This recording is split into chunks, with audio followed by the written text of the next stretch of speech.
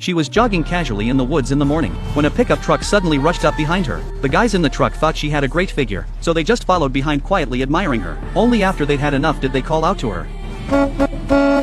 Mary originally wanted to confront them, but the pickup sped away from the scene. When she got back home, those same guys were already working on the roof. Seeing how big and strong they were, she knew she'd be at a disadvantage if things got heated, so she went inside and told her husband Jack what happened, hoping he would stand up for her. But Jack just threw cold water on her, saying if you're going out for a run you should at least wear a bra. Then men wouldn't mess with you. The words sounded normal enough, but Mary just couldn't accept it. The more she thought about it, the more furious she got, and she pushed open the attic window, then took off her jacket right in front of those punks. Their leader David figured Mary did that because she and her husband were fighting, so he wanted to find a chance to intimidate Jack. If Jack really turned out to be a pushover, then he'd have a chance to take Mary for himself. That day he heard Jack was heading into town, so he told his guys to slowly block the road ahead. Jack thought it was just traffic and followed behind unbothered, until he saw someone in the driver's seat waving. Then he turned his wheel and went around them, even greeting them as he passed, not realizing he'd walked right into David's trap.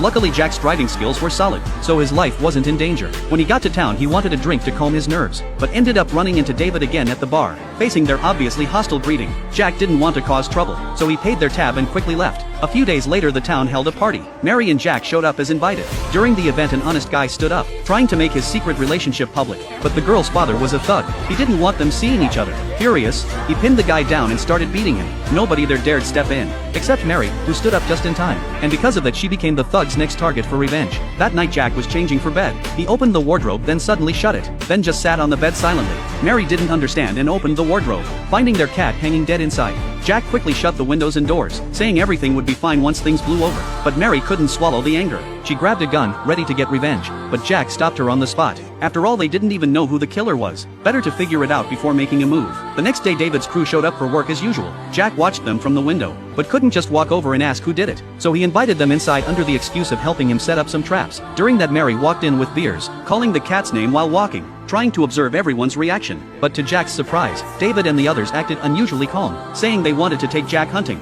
Jack wanted to find out who killed the cat, so the next day he got in the pickup with them. After getting out of the truck he spoke first, asking who broke into his house and did it, but David and the others acted like they rehearsed it, saying they knew nothing about it, then led him deeper into the woods. Jack walked through a patch of fog, only to find the guys behind him had vanished, so he called out loudly, but after just a few shouts, a bullet flew past him. If he hadn't dodged in time, he might have died right there. He complained to the guys with him afterward, but they said it was just an accident, then kept walking into the forest. Jack focused on hunting, not noticing that David had already disappeared, and had shown up at Jack's front door instead.